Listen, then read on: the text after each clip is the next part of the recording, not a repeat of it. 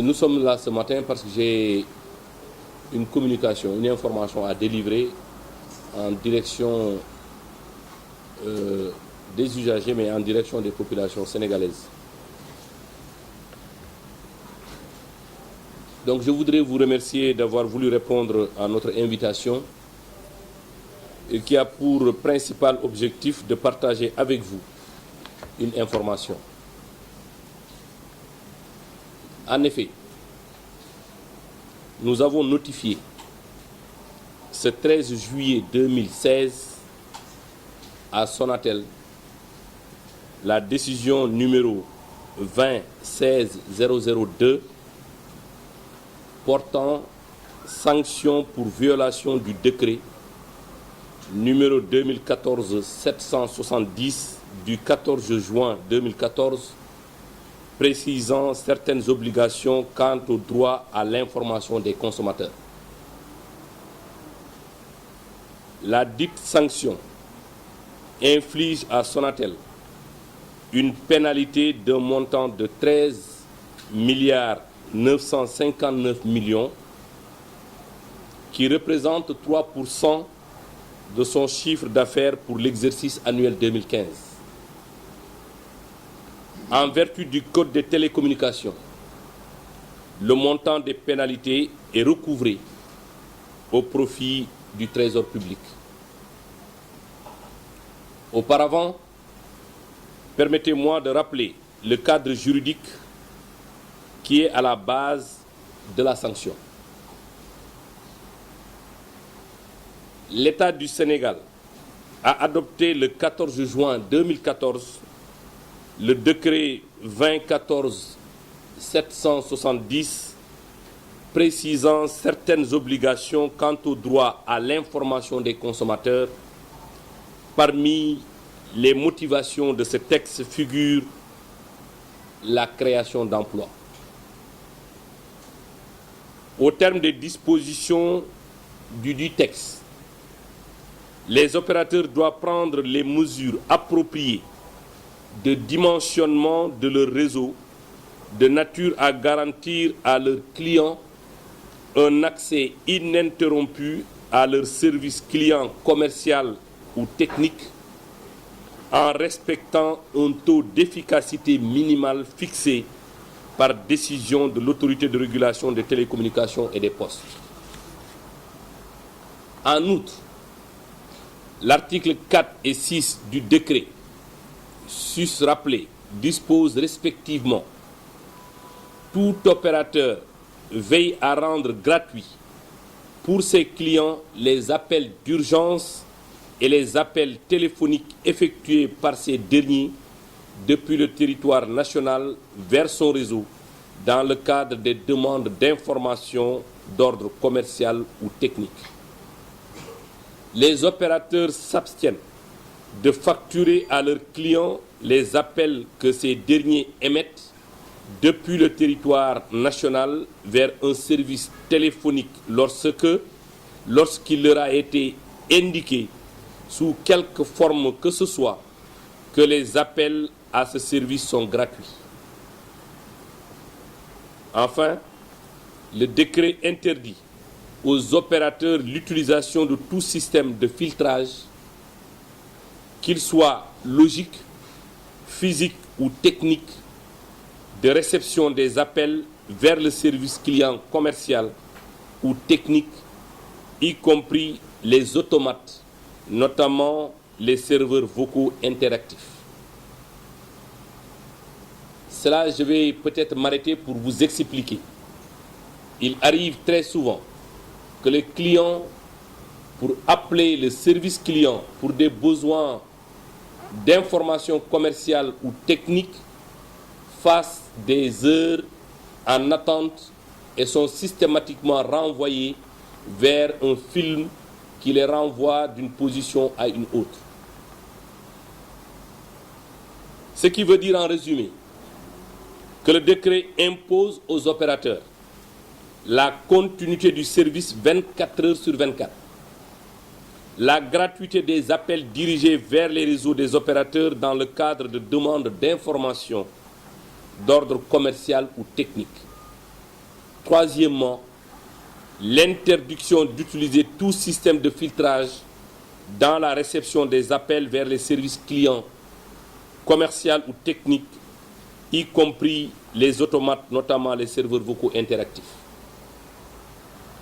En tant que garant de l'application du respect de la réglementation en vigueur dans le secteur des télécommunications, l'ARTP s'est investie à faire respecter scrupuleusement par les opérateurs le décret rappelé en suivant une procédure dans le respect du principe du contradictoire. La procédure que nous avons suivie, les étapes graduelles suivantes ont été suivies dans le cadre de cette affaire. L'ARTP a très tôt, dès l'adoption du décret, notifié le texte à l'ensemble des opérateurs, notamment Sonatel, par lettre numéro 2285 du 14 octobre 2014. Voyant que Sonatel ne respectait pas le décret, la RTP lui a adressé une lettre de mise en demeure numéro 2679 du 21 novembre 2014. Cette lettre a été suivie par une autre mise en demeure numéro 2533 du 28 juillet 2015 pour non-respect des articles 4 et 5 et 6 du décret. Ces mises en demeure ont toujours été corroborées par des notifications de grief adressées à Sonatel, notamment par lettre 2169 du 8 juillet 2015 et autres courriers. De guerre lasse, la RTP, par le biais de ses agents assermentés, a mené plusieurs autres contrôles en vue de s'assurer de l'application stricte des dispositions du décret précité, en l'occurrence les 6 et 7 juillet 2015. Le dernier contrôle a été effectué par le soin de Maître Mamadou Dia, huissier de justice près la cour d'appel et les tribunaux de Dakar, le 2 novembre 2015. Les rapports et procès-verbaux issus de ces contrôles ont montré des manquements de Sonatel à certaines de ses obligations contenues dans les dispositions du décret susrappelé. Enfin, après avoir analysé les conclusions du procès-verbal interpellatif dressé par Maître Dia, huissier de justice, la RTP a adressé à Sonatel le courrier numéro 318 du 22 décembre 2015 portant notification de grief, et la direction générale a transmis le dossier au collège pour sanctions à prendre conformément à la réglementation en vigueur. Par respect pour le principe du droit de la défense, le collège a auditionné Sonatel en présence de la direction générale, audience au cours de laquelle l'opérateur a apporté des arguments par rapport à sa compréhension du décret. C'est donc suite à cette longue et laborieuse procédure et dans le respect du principe du contradictoire que l'ARTP a pris la sanction contre Sonatel pour un montant représentant 3% de son chiffre d'affaires réalisé en 2015. En plus de cette sanction,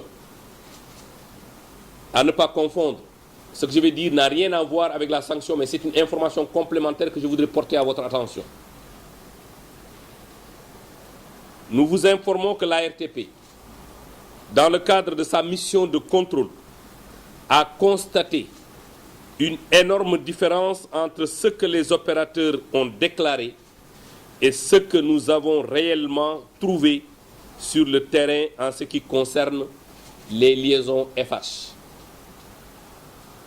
Je rappelle que les dispositions du cahier des charges des opérateurs précisent que le concessionnaire doit demander l'accord de l'ARTP préalablement à la mise en service de toute nouvelle station radioélectrique. Cette mission de contrôle nous a permis de trouver des sites non déclarés par les opérateurs. Je vous informe que depuis toujours, la facturation de l'ARTP est faite sur la base de ce que les opérateurs déclarent au mois de janvier de chaque année. J'avais annoncé que nous allons définitivement divorcer avec le déclaratif pour contrôler par nous-mêmes ce que les opérateurs ont droit d'utiliser ou de ne pas utiliser.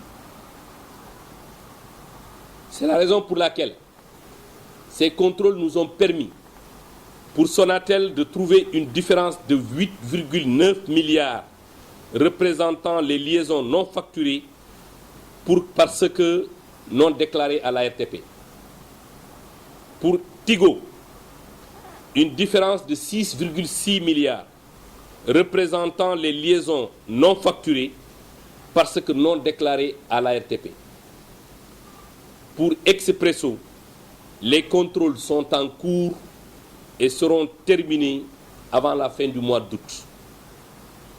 Des factures complémentaires correspondantes au montant indiqué ci-dessus ont été envoyées aux opérateurs pour règlement. Ceci n'a rien à voir avec la sanction qui a été infligée à Orange suite au manquement par rapport aux dispositions du décret. Je vous remercie de votre aimable attention.